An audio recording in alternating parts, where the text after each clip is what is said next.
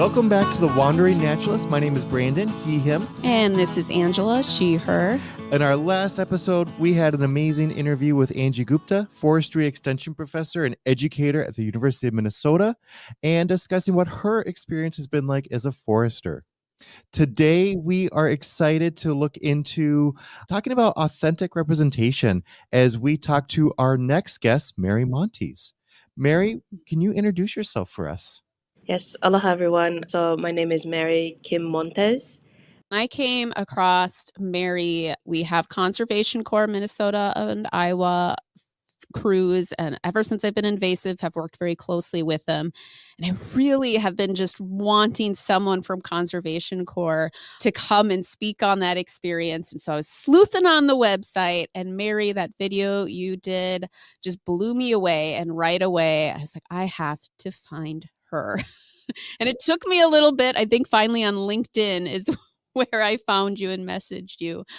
Again, we're going to get more into that, but I'm wondering if you could start us with, where did your interest for working outdoors start, and how did you gain this kind of first hands-on experience to be working in the field?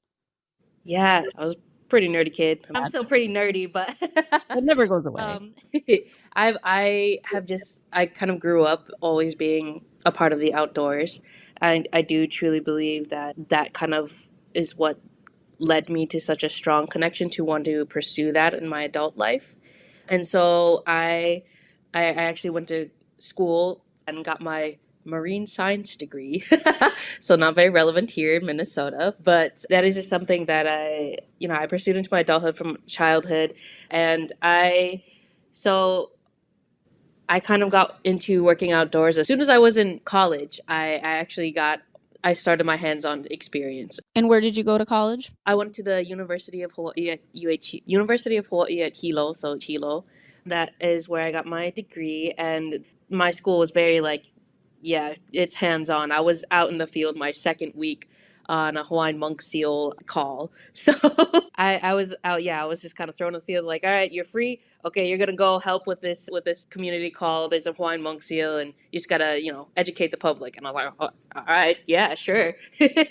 And so I was out in the field the second week, and it was just, I was always in the field from then on. And then during college, I actually got into a number of programs that were kind of offered through the college and advertised by the college. I think the main one that got me into like an actual position in the field was the PIPES program. So that's the Pacific Islander program for exploring science. And so that got me into my very first job working at the local i'a, which is a fish pond for Kamehameha schools. And that I also actually ended up double dipping with AmeriCorps' program back in Hilo, which is called Kupu.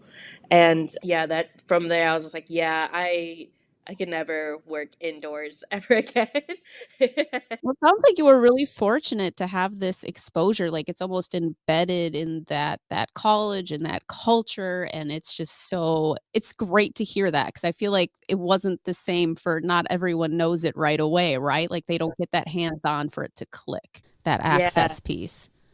And then I just did a bunch of volunteer work, especially after my term officially ended at the fish pond.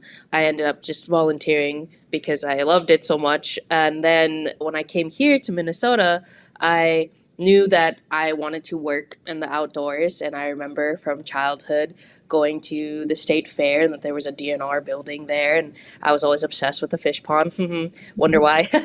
and and I actually ended up bringing my CV, my resume with me to the building because I was like, well, if I'm going to be here in Minnesota, I want to be working outdoors in some kind of conservation work, even if it's not the ocean. And so I ended up actually finding the Conservation Corps Minnesota and Iowa. They have a table there, yeah. And I just asked them some questions and they seemed like a good fit. And I ended up applying and getting a position. That's great. I'm so thankful for that. And Sean and Missy, you say hi. You're remembered from our side of things. So that's so I'm curious, Minnesota to Hilo, probably some big differences there. And so what main differences really stuck out to you when first comparing kind of that different conservation work? So it's definitely different, I will say. And I think we talked a little bit about this in the pre-interview, but some of the main differences that I've noticed is who's working in conservation. That was like the first thing that was a little jarring for myself was that, I joined the Corps, Conservation Corps, and I went to our crew lead training. So it was before COVID.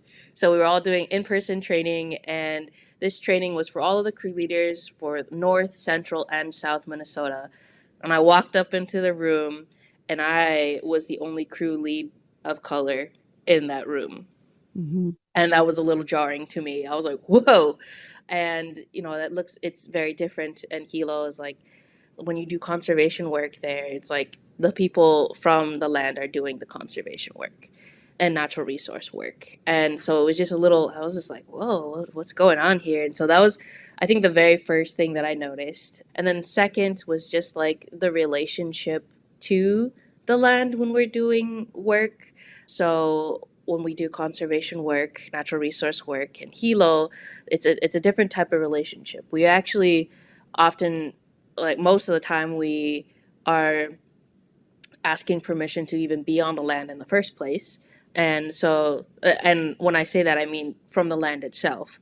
So that is one of the things that I was so used to is like, oh, you go in, you do an oli, which means it's a like a chant. So you're asking like, oh, can I be in this space to the land? And you kind of wait, see if I don't know if a branch falls down. It's like, oh, maybe not today. But it's like you're asking the land itself, can I please come in here? Like you're letting the land know your intentions of why you want to be in this space. And so you're, obviously if we're doing natural resource work there, then or like restoration work, we're like, oh, my intention is to be here in this space to help restore the land. And so it's kind of like it's respect. It's a reciprocated thing. Yeah. And I think here it's a different relationship than in, I would say, back in the islands. So it sometimes can feel like here, I don't know, it's a different relationship. And I don't know how to explain it. I was like it's not the same type of relationship with the fields that I've been working in. It sounds, and definitely correct me if I'm misinterpreting this, but it sounds like maybe when you're in Hilo, that was a very land-based way of approaching it. Whereas here, it's a very human-based way of approaching it, maybe. Perspective is different. I'd be curious if you've ever talked to Great Lake Fish and Wildlife Indian Commission and if their practices might be more in line with what you experienced in Hilo. I've come to kind of realize that if I do work with Indigenous partners, I feel that same type of relationship working on the land. But oftentimes when I'm working with, like, I don't know, a part of the Corps, we have a lot of different partners. Even National Park Service, we have a lot of different partners. And, unless we're specifically working with like Indigenous communities, it really just feels like that connection isn't the same as what I've experienced. And the representation here isn't the same as having the Indigenous communities as involved. I think that's improving, and we'll talk about that with Molly, but we're making some progress, but that's a big missing piece. Yes, and I remember that was one of like the questions that I was, asking in my head and eventually out loud to some of my peers when I was working at the Corps was like, so like, are any of our partners like working with Indigenous communities? It's a little jarring to me that there's not this connection right now. Like I'm so used to having people from the land working in conservation because that's a given. And so I was just like, what's happening? I was so confused. Well, and you're missing a part of the story of the land by not including those. And so that's where I really thought you do a beautiful job about talking about storytelling and how important that is to connecting everyone to this land, to the wilderness. So can you explain a little bit of why you think storytelling is important and perhaps is a bit missing? Yeah, so everybody has a story. everyone has a story, and that includes the land, our natural resources. Everyone has a story, and I think as people we connect with stories. You and I would have never connected if you never came across my story. And I really do think people, that's how we connect, is like, oh, okay, you meet somebody and then hear a little bit more of your story and you're like, okay, we could get along. And so then we connect as people with stories, but then the land and our natural resource also have very many stories, a lot of them very old, and we have to be receptive of that. And I think that's how we can connect to the wilderness is, and I think I might be getting a little, my train went off the track. Never, never. There's no such thing with these discussions. Your story it's whatever path it needs to be. I'm curious though with the storytelling because I feel like people are sometimes hesitant to share a story. And I mean, that's really well understood for indigenous communities, why that might be. But how do we create safe spaces? Because I feel like that's what you need, right? You need to feel safe and comfortable to be able to tell story. How do we build those relationships in community? So I think oftentimes, and I know we kind of talked about this, is so for me, like when I first came here, I first was in conservation corps, and I walked in the room and I was like, oh, there's like I I don't know, like there's nobody that I don't know if I can relate to anybody here. And then it's just like that's where you have to like really get into like, oh, I gotta listen to like see how these stories are. But then creating space to actually be able to share a story, it takes definitely a lot of work. For instance, like being an ally and an advocate. So for me, being a BIPOC woman in the natural resource world here is going to look very different than it is going to be in Hilo. And so I actually need a lot more support here as a BIPOC woman, because I feel like if I'm going to truly feel safe and be my authentic true self, then I need to know that people have my back, especially if I'm outside in the field. I need to know that if someone is coming up to me and not being a nice, kind human, that I will have somebody from most often my workspace is going to back me up, listen to me, and just have my back. And so having trainings to even just be an advocate and ally is one way to help create space, because then it like allows you like, oh, okay, I can be my true self here. I don't have to put on a face.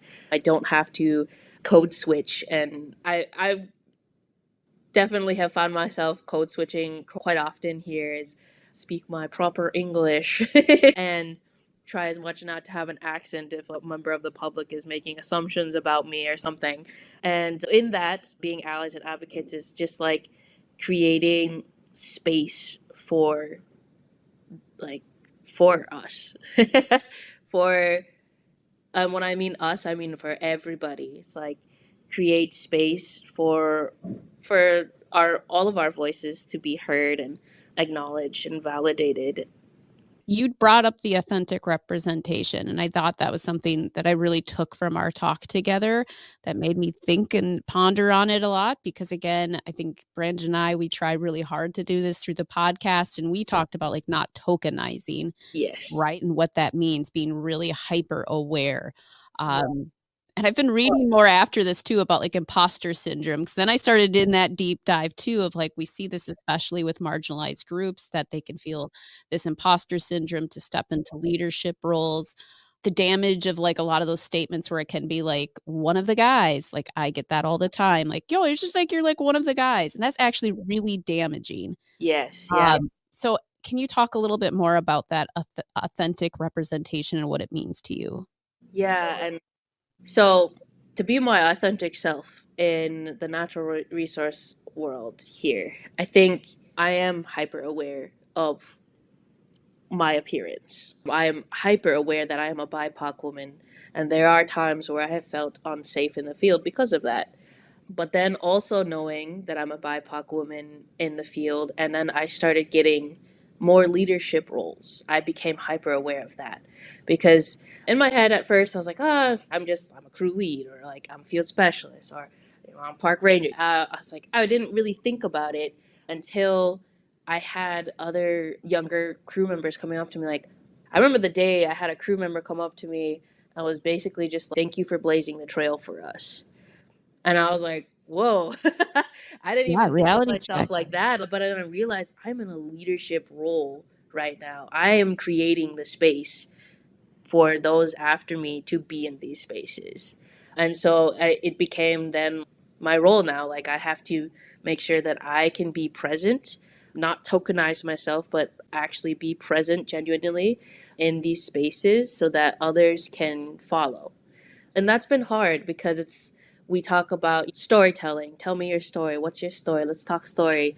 But then also realizing, yes, there are times where if I am sharing my story, it could appear that I am being tokenized because it's like, oh, yep, you got the one BIPOC woman in your entire area, and now you got them in the photos and the videos. So it's just like, at what point do I become tokenized? But then I'm like, no, I know that I'm coming from a space.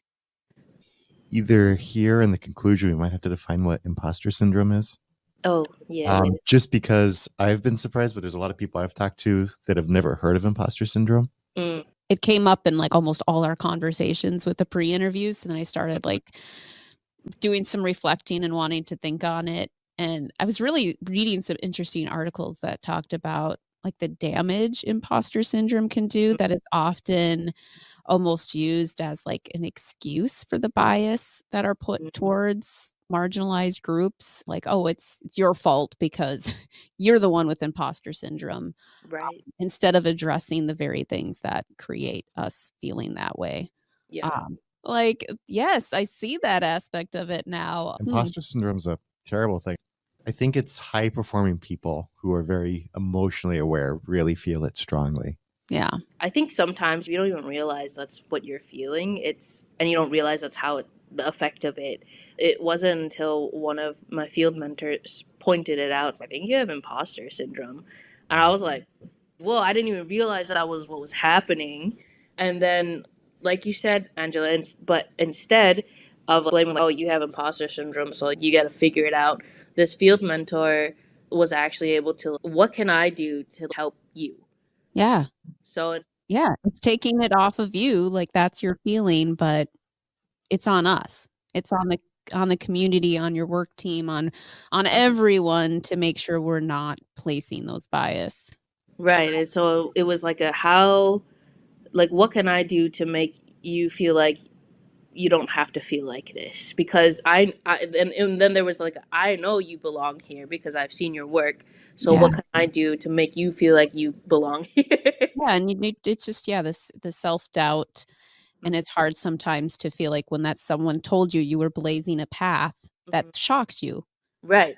But really, like, it didn't shock anyone else because they were all, like, seeing it and seeing your valuable work, and so I think right there, yeah, it's hard to take those compliments. It's hard sometimes to feel like what we're doing is impactful and matters to people. It almost feels uncomfortable, Mm-hmm. perhaps, and I think that's sometimes what I feel like when people tell me things, and it's a lot of self-reflection, and I think that's why I love these women in wilderness, because through these conversations and stories with all of you wonderful guests, like, it allows me to, like, think deeper on those things. Yes. Yes. But one place I wanna go with this is, at the end of our conversation, I was very much like, "Well, it sounded like Hilo was awesome." So, why wouldn't you wanna go back? Especially if it included these indigenous communities, it was a safe, like, it felt like a more safer space for you, and I think this leads into my, like, trying to end on a hopeful note, right? Like, I'm hoping there's an underlying message here. Why continue this work and stay here in Minnesota?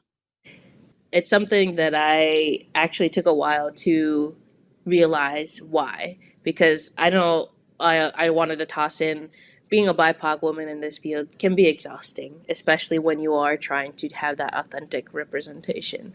And that's where the allies, advocates, support system in your community really pulls through, because then when you do hear those comments of like, thanks for blazing the trails, and I have that realization like, oh, I'm doing important work here, I could easily like go back to where I do have a little bit more comfortability, where I can relax a little bit more. But then what what does that leave the next generations trying to come through? And so I think it is really important for me to continue to be in leadership roles, to continue to be authentic and genuine in natural resource and wilderness and outdoor spaces here, because then that allows that space to be open for the next generation.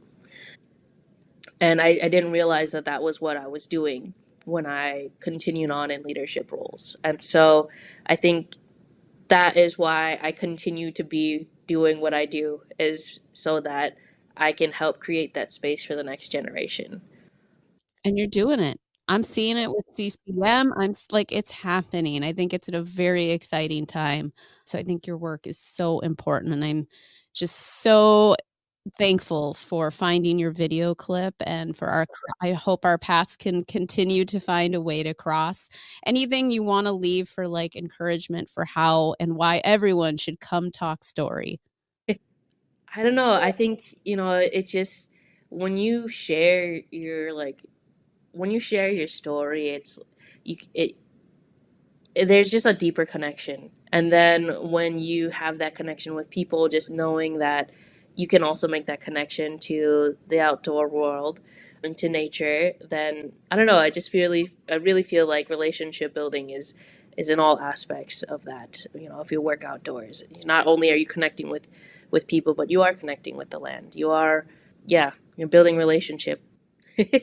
No, I love your come talk story with us, and I think that's great motivation for everyone else. Even just sharing your story is a simple act of, like, including others. So, again, you're a gem of a person. Thank you for all your contributions to bringing others along in storytelling. I really look forward to others sharing this. What do you have something else, Mary?